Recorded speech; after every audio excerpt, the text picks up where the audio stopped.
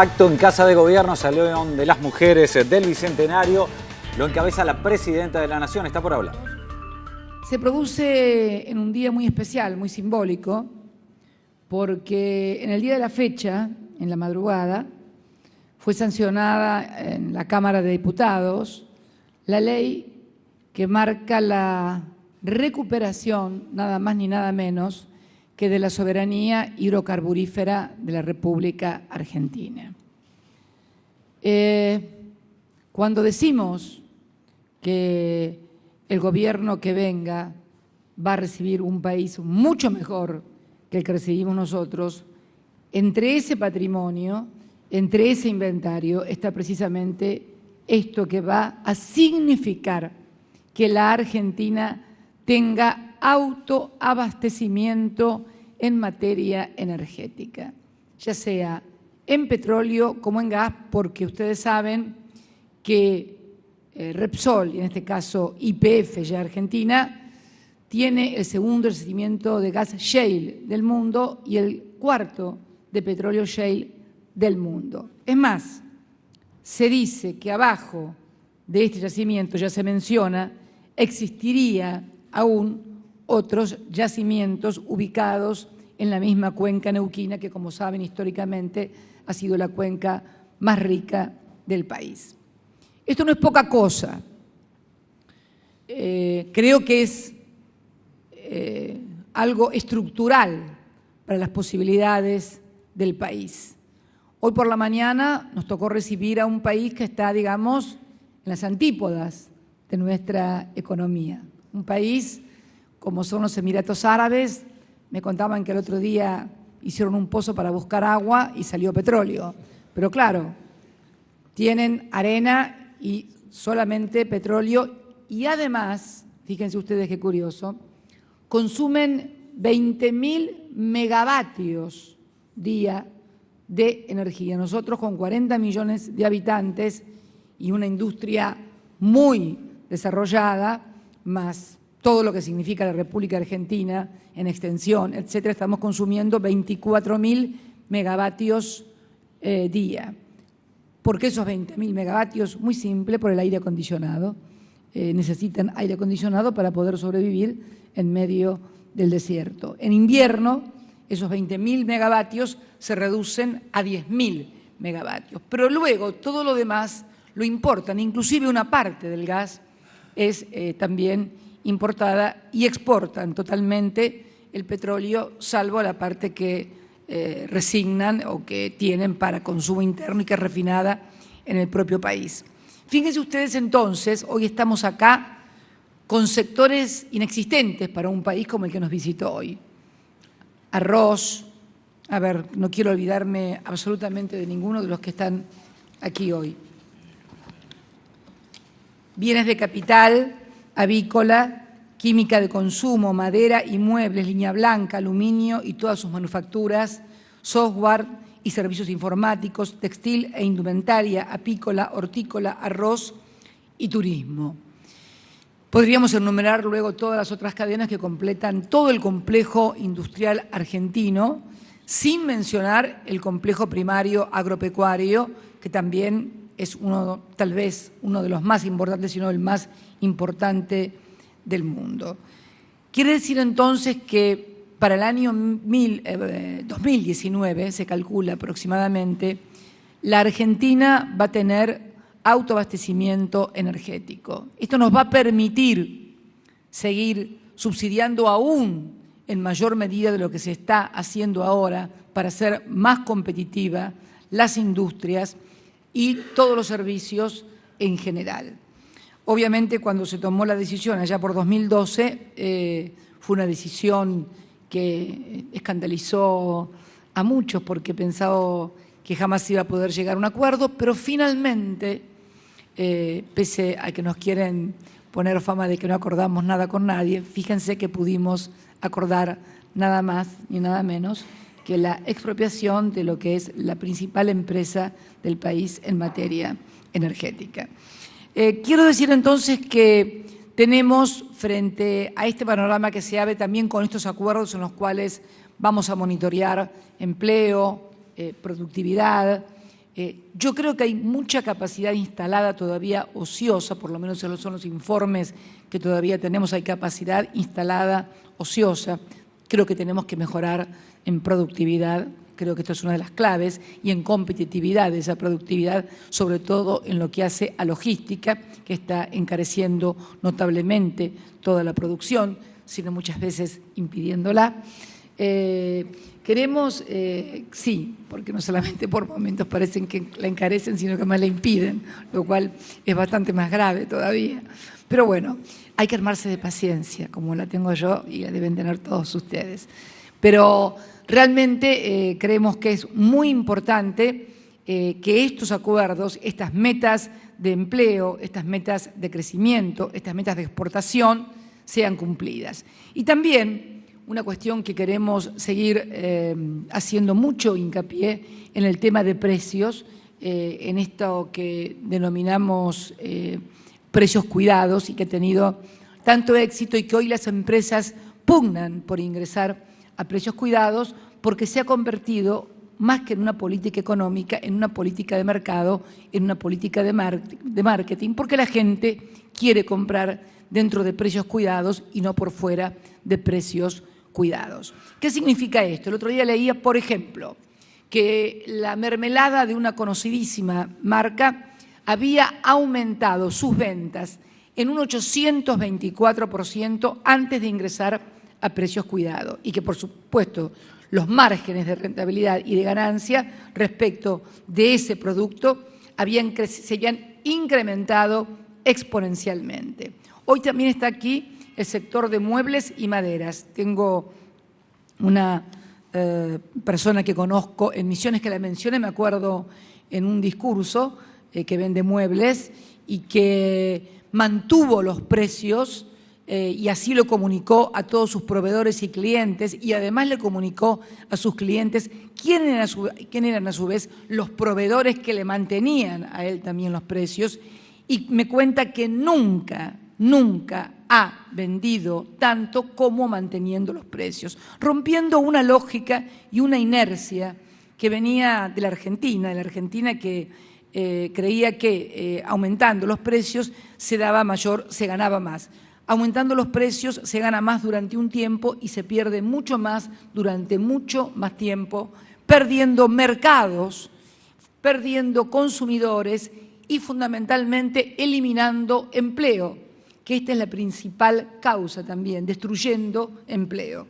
Por eso hacemos tanto hincapié nosotros en la necesidad de sentarnos en estas cadenas de valor y luego más tarde también analizar los costos, no para saber cuánto gana cada empresa, sino simplemente para que los márgenes de rentabilidad sean de una lógica y de una razonabilidad que le permitan seguir teniendo a la Argentina un potente mercado interno que nos resguarde de la volatilidad de los mercados externos. Si bien hemos fijado metas de exportación, si bien recién el señor jefe de gabinete hablaba de ferias, hablaba de misiones al mundo que las estamos haciendo y las vamos a seguir haciendo y las hicimos durante toda mi primera gestión y mi segunda gestión. Muchos de ustedes me han acompañado a muchas de esas misiones y lo vamos a seguir haciendo. Lo cierto es que el mercado interno sigue siendo muy potente y es ahí el reaseguro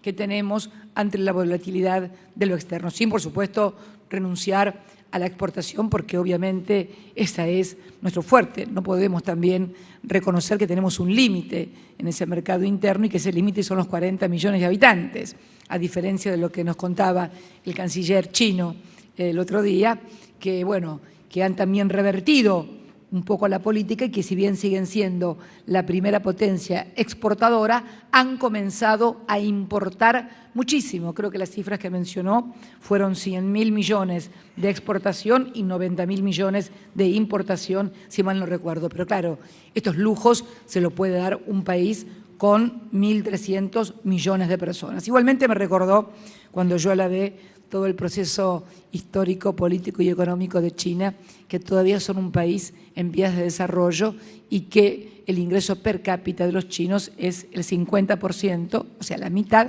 de lo que es el ingreso per cápita de los argentinos. Lo cual es bueno también recordar lo que ha significado la movilidad social ascendente, el proceso que se inició en el año 2003 en materia de generación de empleo. Hay algunos sectores que en esta etapa han crecido también en forma exponencial. Bueno, muebles es uno de ellos. Esta persona antes se dedicaba a importar muebles de Tailandia, de Taiwán, de Indonesia, de la India, y ahora lo fabrica en Misiones, en la Argentina, con proveedores argentinos. Ni qué hablar del sector avícola, que tuvo desde la época de Néstor un apoyo muy importante que le permitió revertir una situación casi terminal. Yo siempre recuerdo, y recordamos todos, los primeros días de gestión de él como presidente, cuando vinieron a tirarle pollitos aquí en la plaza. Entre los manifestantes de piquetes había también pollitos, había de todo. En la plaza uno podía encontrar desde pollos, por piqueteros, en fin, era un variopinto importante, que era la Argentina que teníamos. Te revoleaban pollos, revoleaban gente, en fin, revoleaban todo, políticos, comerciantes, etcétera. Por más que no les guste recordarlos a algunos o los ponga de mal humor. No nos debe poner de mal humor decir que hoy estamos mejor. Al contrario, nos tiene que poner de muy buen humor y nos tiene que comprometer a estar a partir del 10 de diciembre del 2015, mucho mejor todavía. Yo siempre digo la comparación. Si cuando nosotros vinimos había un plan de vacunas, de 8 vacunas, y hoy lo hemos elevado a 16, es bueno que a partir del 2015 sea de 20 o de 20 y pico. Si Néstor pudo, a partir de poner la vacuna contra la hepatitis, no me acuerdo si A o B, eliminar definitivamente la hepatitis en la Argentina, bueno, que el próximo que venga elimine alguna otra enfermedad. Cuando yo llegué, y esto fue haciéndose en distintos periodos, y sirven de ejemplos muy importantes. Cuando yo llegué en 2007, él ya tenía 4 años y medio de presidente, pero por ejemplo teníamos todavía en el país chicos con cardiopatías congénitas que debían esperar años para poder ser intervenidos y atendidos en los hospitales. Lanzamos un plan para atender a esos niños muy pequeños, casi recién nacidos, con cardiopatías congénitas, que debían esperar años para ser operados, y hoy no tenemos a ningún chico con cardiopatías congénitas en lista de espera para ser operado. Ni que hablar de los trasplantes que logramos, merced a la modificación de la ley de trasplantes y una política muy agresiva por parte del INCUCAI, triplicar la posibilidad de trasplantes, y en lugar de 8 hospitales o 7 que había trasplantes, hoy se hacen en 20 hospitales. Bueno, a partir del 2015 que logremos que lo hagan en 30, en 40 y así sucesivamente, porque creo que ese es el camino definitivo de la Argentina. El poder siempre, acá se dice agregar valor país, bueno, eso también es agregar valor país, no solamente agregar valor a los productos, sino agregar valor a la calidad de vida de los argentinos. Y en este sentido, creo que también hay otros sectores, como sector arrocero, un sector con inmensas posibilidades, porque además tienen la inmensa suerte de que a los argentinos, a algunos no les gusta mucho el arroz, a la mayoría no les gusta, a mí me gusta, me encanta el arroz, pero me constipa un poco, así que no, mañana me matan con esto que me constipa un poco, pero no importa. Pero me encanta el arroz, y esto nos da un mercado, un excedente muy grande para exportar en un continente, como es el continente suramericano, donde, salvo nosotros, la mayoría de los países son grandes consumidores de arroz, grandes demandantes de arroz. Y como verán, tenemos aquí, yo creo, turismo, también que hemos crecido exponencialmente y lo vamos a seguir haciendo, porque estamos en condiciones muy competitivas para hacerlo. Me cuenta gente que visita países, no hablo de Europa, por supuesto, ni otros destinos un poco más lejos, sino destinos mucho más cercanos, que estamos en tema de precios muy competitivos hoy en la Argentina. Entonces creo que hay grandes posibilidades y creo que lo más importante, hacer y seguir haciendo estas cosas en un mundo con una crisis económica muy fuerte y también con crisis políticas como las que están viviendo en ciertas regiones del mundo. Ayer preparábamos con el ministro, con el canciller chino, la visita del presidente Xi Jinping, que visitará la Argentina en julio de este año.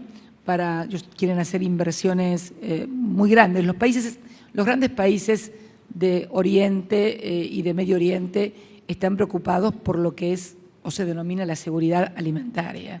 Y esto nos coloca a nosotros en una pole position realmente privilegiada. Yo creo que tenemos que aprovecharla y trabajar no solamente en la producción primaria, sino fundamentalmente en el agregado de valor. Hoy, charlando con el vicepresidente de Emiratos Árabes, el jeque de Dubái, y fundamentalmente con el canciller, que es el hermano del presidente de Emiratos, del jeque que me recibiera a mí en Abu Dhabi, también nos habló de la necesidad de hacer un convenio sobre seguridad alimentaria y una subcomisión que trabaje sobre este tema, que es el gran tema que los desvela y los preocupa, porque están muy interesados en hacer asociaciones e inversiones en la República Argentina, pero para terminar el producto en la República Argentina, que esto es lo que más le interesó, porque obviamente las condiciones a ellos no les interesa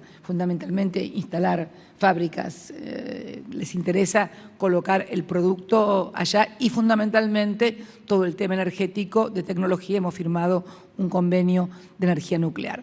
Por eso creo que hay mucha responsabilidad por parte de cada uno de los actores en la sociedad, sindicatos también, sindicatos que yo creo que deberán abordar el problema de una manera diferente, en una Argentina y en un mundo y en un contexto totalmente diferente al que teníamos en el año 2003.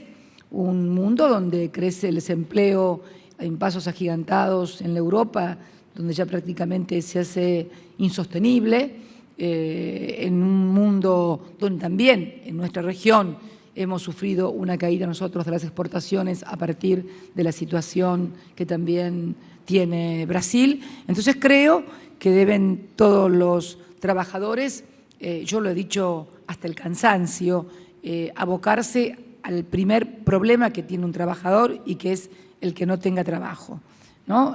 O sea, que es conservar los puestos de trabajo. Este es el primer problema que puede tener un trabajador.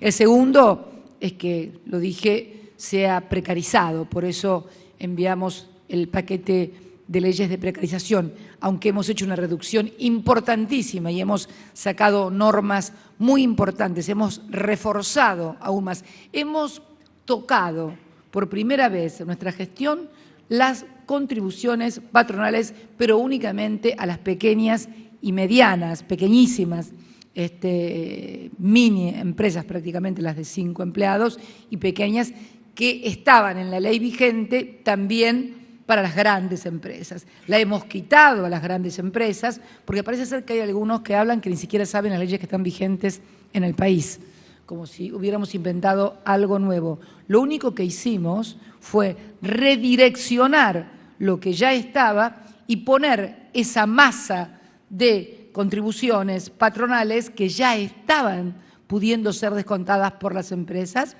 ponerla al servicio de las muy pequeñas y de las medianas, que son las que más dificultades tienen a la hora de sostener el empleo y que puedan financiarse con capital de trabajo lo que antes hacían como contribución a la seguridad social. Lo que pasa es que hay gente que ni siquiera sabe las leyes que están vigentes ni los sistemas que tenemos en la República Argentina. Algo muy común, no es tampoco ni para asombrarse, ni para agarrarse de los pelos, ni para hacerse los rulos. Gente que habla de lo que no sabe, desgraciadamente, sobre todo en los medios, es lo que abunda. Pero bueno, es parte del karma, entonces hay que asumirlo con el mejor humor posible y seguir adelante. Pero también queremos monitorear esta ley que seguramente va a ser tratada en diputados, en senadores y que va a ser aprobada. Yo he encargado específicamente al señor ministro de Trabajo, a la señora ministra de Industria, al ministro de Economía, al jefe de gabinete, para que monitoreen la marcha de esta ley. Quiero medir cuántos fueron pasados a la formalidad, y que no sea utilizada la ley como normalmente son utilizadas las leyes como formas elusivas. Son oportunidades que estamos dando porque estamos apostando a lo que siempre hemos dicho, la articulación de lo público y lo privado para enfrentar momentos en el mundo y en la región que no son fáciles y sostener el empleo, que es lo que fundamentalmente nos interesa porque es sostener el consumo. No va a ser la primera vez que me escuchan decir que yo creo que primero está la demanda y luego viene la oferta, porque nadie invierte ni produce si no tiene la certeza de que le van a comprar. Así que creemos que este sigue siendo el camino y por eso estamos trabajando en esto y en otros instrumentos de financiamiento también a tasas accesibles y que puedan ser solventadas por las empresas y también oportunamente van a ser presentadas. Lo único que reclamamos es un ida y vuelta de lo que hemos venido haciendo, porque también quiero recordarles que durante mucho tiempo hemos tenido programas como el de Bicentenario, que se fondeaba a una tasa del 9%, tasa negativa, ya en ese momento era una tasa negativa, y entonces entendemos que la conveniencia de los propios empresarios, de los propios sectores productivos en sostener el empleo. Por eso estamos haciendo estas políticas, por eso creemos en esto y por eso vamos a seguir adelante, pero igualmente vamos a controlar y a monitorear. Y sería bueno también que, créeme, yo le preguntaba el otro día a Axel, para ser más exacto, ayer, cómo va el tema del control de los costos, porque no queremos que ningún empresario ni nadie que venda pierda cuando venda, porque si yo fuera comerciante no vendería nada a pérdida. Tampoco queremos que los márgenes de rentabilidad sean del 30 o del 40%, porque realmente son márgenes de rentabilidad que no existen en ninguna parte del mundo. Entonces, creemos que es bueno para todos poder acceder a los costos y, en fin, también de esta manera, pero de todos los sectores, ¿no? También de logística, sabemos que tienen un problema importante en materia de costos de logística, por eso también ayer presentamos los bitrenes, que era una de las cosas que se habían demandado. Entendemos que esto va a contribuir fuertemente a bajar los costos en el transporte, sobre todo, todos usan transporte, es imposible no usar transporte. Y también nuestro ministro Randazzo, pero habría que ver si no podríamos, además de Belgrano Cargas, que es un proyecto importante, ver si en algunos trenes de los que vamos a implementar, en algunos momentos donde no haya demasiado traslado de pasajeros, poder tener vagones de carga que sí se pueden hacer en el país, construir en el país, porque son de muy fácil construcción, no requieren las normas de seguridad que requiere algo que es de transporte de pasajeros, es transporte de carga, lo podemos hacer en el país, de hecho estamos en condiciones de hacerlo en el país, ver si no podemos también utilizar estos trenes cuando no tengan, por ejemplo, nocturnos, cuando viajan a la zona oeste, a la noche no viaja absolutamente nadie. Bueno, si no pudieran desenganchar, se me ocurrió pensando, si no pudieran desengancharse los vagones de pasajeros y hacer transporte, que además ayudaría, como es en todos los países desarrollados del mundo, que el transporte se haga casi en forma nocturna para no afectar el tránsito de las grandes ciudades. Ahí tuvimos un juez que interpusieron un recurso de amparo y lo que era un beneficio evidente para todos los ciudadanos, que en las horas pico los camiones no ingresaran a la ciudad, hoy está suspendido. Qué bueno que sería que toda esa línea férrea que va hasta Pilar, por ejemplo, en el caso de San Martín y un poco más allá, y de las otras líneas férreas, por ejemplo, pudieran usarse en forma nocturna como transporte en horarios en los que no son utilizados como pasajeros. Se me ocurrió, es una cosa que tengo que plantearla al ministro, porque me parece una cosa absolutamente razonable y que también ayudaría a disminuir notablemente los costos y además a mejorar el tránsito y mejorar el servicio de las rutas. Por eso siempre hay que estar pensando cosas nuevas, Por eso no hay que escuchar las voces que están todo el día criticando y diciendo cosas, hay que ponerse a pensar en qué cosas podemos mejorar, en qué cosas buenas podemos agregar a las que ya estamos haciendo para mejorar las cosas. Eso es por lo menos la política en la que creemos y en la que queremos llevar adelante. Así que nada, no quiero... Como cuando estoy sentada hablo más, me parece, porque se ve que no me canso y entonces con mi vieja técnica legislativa, pero hoy fuiste breve, Coqui. No sabía, este hombre era capaz de hablar 4 horas. Quiero contarle anécdotas. En el Congreso una vez habló, claro, teníamos que hacer tiempo porque estábamos sin... Quiero, para terminar con una anécdota absolutamente verídica. Estábamos en una votación importante y nos faltaba quórum. No sé, habían desaparecido 2 o 3 legisladores, uno había ido al dentista, no sé, otro no sé qué había pasado. Y bueno, y no podíamos perder el quórum, no podíamos levantar porque era una ley muy importante para el gobierno, yo era senadora. Y Coqui era presidente de la Comisión de Presupuesto. Creo que lo tuvimos hablando 4 horas y media, sin parar. Por supuesto, la oposición sabía lo que estaba pasando, todos sabíamos lo que estaba pasando, pero realmente hay que hablar durante 4 horas y media. Hay que hablar durante 4 horas y media. Nunca aplaudieron tanto cuando terminé. Lo cierto es que, bueno, lo importante, además que cuando uno es legislador, tiene que hablar, presentar proyectos, legislar, y cuando uno es jefe de gabinete, presidente, gobernador o intendente, tiene que gobernar. Que les puedo asegurar eso, y lo debes haber comprobado, un poquito bastante más difícil, por cierto. Pero bueno, no deja de ser también un aliciente el poder participar en un proceso de transformación y cambio de la vida de los argentinos. Muchas gracias y muchas felicidades a todos y muy buenas tardes. Han sido las palabras de la señora Presidenta de la Nación, la doctora Cristina Fernández de Kirchner, quien en este momento procederá a retirarse. A los presentes les pedimos, por favor, tengan a bien permanecer en esta sala a fin de continuar con las firmas correspondientes, mientras la señora Presidenta procede a saludarnos. La Presidenta de la Nación entonces termina este acto, las firmas correspondientes, decía el locutor oficial, estos convenios de cadenas de valor que acaba de firmar la Presidenta.